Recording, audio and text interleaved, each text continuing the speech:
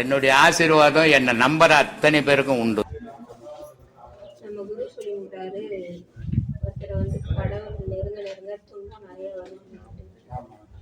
இப்ப நீங்க சொன்னீங்க பாவம் அதிகமா செஞ்சவங்க துன்பம் வரும் அப்படின்னு சொல்லிட்டு, அப்ப பாவம் செஞ்சவங்கதான் கடவுள் வந்து அழைக்கிறாரா? இப்ப நான் என்ன சொல்றேன்னா, அதாவது வந்து பாவம் செஞ்சவன் வந்து துன்பப்படுறானாக்கா கடவுள் நம்ம சம்மந்தம் கிடையாது. அதாவது சத்திய வழியில போய் நியாயம் தர்மம் இந்த வழியில போய் துன்பப்படுறவங்க தான் கடவுள் நெருங்குறான்னு. ரெண்டு விதம்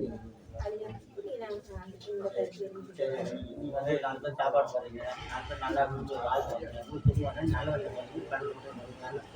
நீ 10 பேர் பிடிக்கிட்டு 10 பேர் நாசமா போய் எல்லாம் பண்ணிட்டு நான் துன்பப்பட்டா இந்த பாது பலன் அனுபவிக்கணும். இல்லை, ரெண்டு விதம் இருக்கு. நாமளே யோசிக்கலாம், நான் நல்லவனா இருக்கிறேன், நான் நல்லவனா இருக்கேன், நான் யாரும் எந்த துன்பம் பண்ணல. அதுதான் சொன்னேன், நான் நல்ல வழியில போயிட்டு ஐயா என்ன சொன்னாரு, அது வந்து அது ஆமா அப்படி ஐயா அது ஒரு சத்தியத்துல நிக்கிறவங்களுக்கு சத்தியத்துல நின்று நான் தான தர்மத்துல செய்யணும் வந்தா கடவுள் நடத்துவாங்க. இந்த பாவம் பண்ணே இந்த கஷ்டம் வருதுன்னா அது கடவுள் அது சம்பந்தமே இல்லை. செஞ்ச பாவத்துக்கு தானே. அதாவது இதுல ரெண்டு விதம் இருக்குமா, எதுவுமே வந்து ஒன்னே யோசிச்சு ஐயா என்ன சொன்னா ரெண்டு தெளிவா யோசிச்சுன்னா இல்ல, நான் வந்து நல்லதே பண்றேன், நல்லது செஞ்சு நல்லது செய்யறேன். இப்ப நான் வந்து எந்த தப்பும் பண்ணல, யார் எதுவும் கொடுங்கல, 4 பேருக்கு நல்லது பண்ணேக்கிறேன், ஆனா கெட்டது எனக்கு திரும்ப வந்துனே இருக்குது. அப்ப கடவுள் நெருங்குதான் அர்த்தம். ஆனா உண்மையா வந்து வேற அடுத்த கடை எல்லாம் புடிங்கி சாப்பிட்டு அதெல்லாம் கெடுத்துனே அந்த துன்பம் தான் நான் செஞ்ச பாவத்துக்கு எனக்கு அது கடவுளுக்கு சம்பந்தமே இல்லை. ரெண்டு விதம் ஓங்காரத்துக்கும் வேறுபாடு. ஆணவம் அகங்காரம் ஒரே நூலடைவு வித்தியாசம். அதாவது என்ன,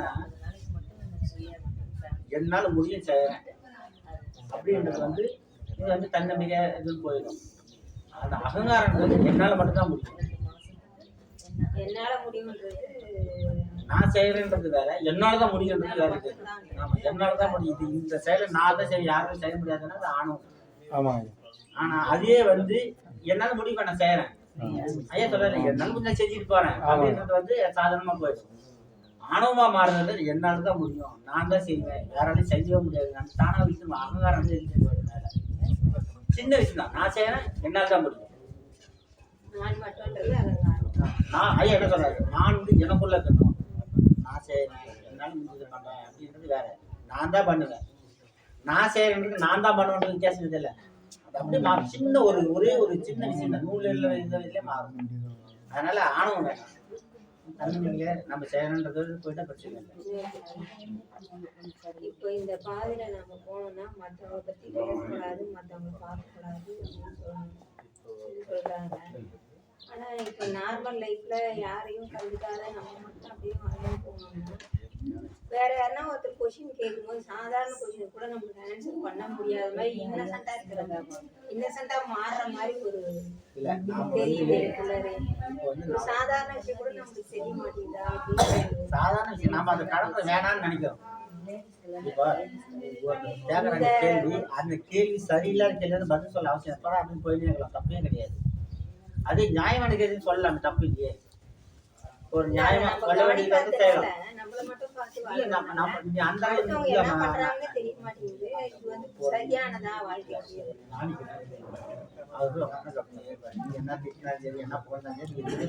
எந்த ரியாக்ஷன்லாம் அப்படியே இருக்காது, நமக்கு வருமா அந்த நிலை வராது, இவ்வளவு சீக்கிரம் வராது.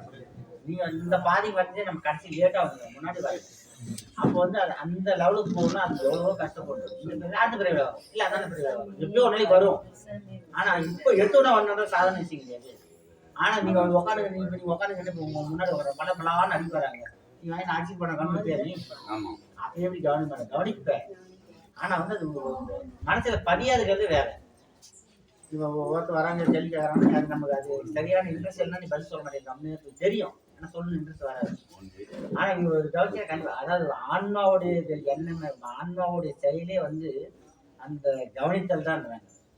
எல்லாம் கவனிக்கும், எல்லாத்தையும் ஒன்று கண்ணுக்கு தெரியாது, எல்லாத்தையும் பார்க்கும், அங்க என்ன செயல் நடக்குது எல்லாத்தையும் டக்குன்னு அப்டேட் பண்ணி எதுவுமே கவனிக்காததுனால ஒரு ஆபீஸ்க்கோ ஒரு இதுக்கோ போகும்போது அந்த இடத்துல வந்து என்ன பண்ணணும் ஒரு மாதிரி வெறுமையா இருக்கிற மாதிரி தோணுது. அதனாலதான் கேட்டேன். பாடம் நல்லா பண்ண படிக்கும்போது எது மேலேயும் அக்கறை இருக்காது.